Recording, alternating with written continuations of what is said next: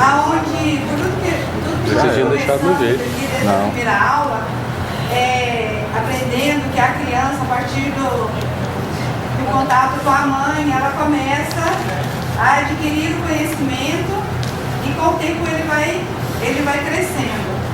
Só que nós já chegamos aqui, gostaria de fazer uma pirâmide muito grande para representar o conhecimento que eu pensei em mim nesse momento, fui meio individualista, né? O quanto eu cresci nessa minha caminhada e principalmente nesse curso. Porque isso me deu autoconfiança, me deu a vontade de fazer uma nova coisa, uma coisa diferente, uma coisa que realmente me desse prazer de fazer, independente do retorno financeiro, de estar contribuindo com o crescimento de outras pessoas, de estar encaminhando como eu fui encaminhado muitas vezes por muitas pessoas na minha vida. Então acho que foi uma forma que esse curso é uma forma de eu poder retribuir para outros adolescentes, né? Isso que eu recebi um dia. E eu quero compartilhar com vocês, não sei se eu vou aproveitar o momento, professora, que eu tive uma experiência nesse longo desses 15 dias. Eu vi um edital no Senac e comecei a me inscrever. Me inscrevi, fui lá, fiz uma prova específica na área de contabilidade.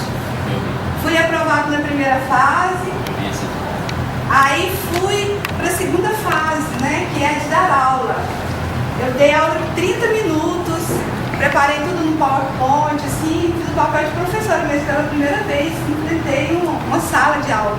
Não tinha muitas pessoas, mas foi assim. Agora eu fui classificada também, né? Fui aprovada. Vou para a próxima fase agora, na semana que vem, que é a entrevista. Mas eu já me senti realizada. Por quê, gente? Porque o meu objetivo aqui de cumprir, que foi de dar aula, de preparar um material, até por isso que eu fiquei meio na de pleito com a professora Janete, eu fiquei muito empolgada, queria fazer o melhor. E me absorveu muito tempo, eu trabalho 8 horas, então fica difícil, ainda mãe de família, tudo, jantar, uma série de coisas.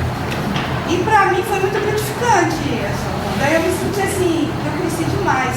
Independente do resultado, que tá só eu e um outro rapaz, independente do resultado, eu já me senti gratificada, me senti que eu cresci.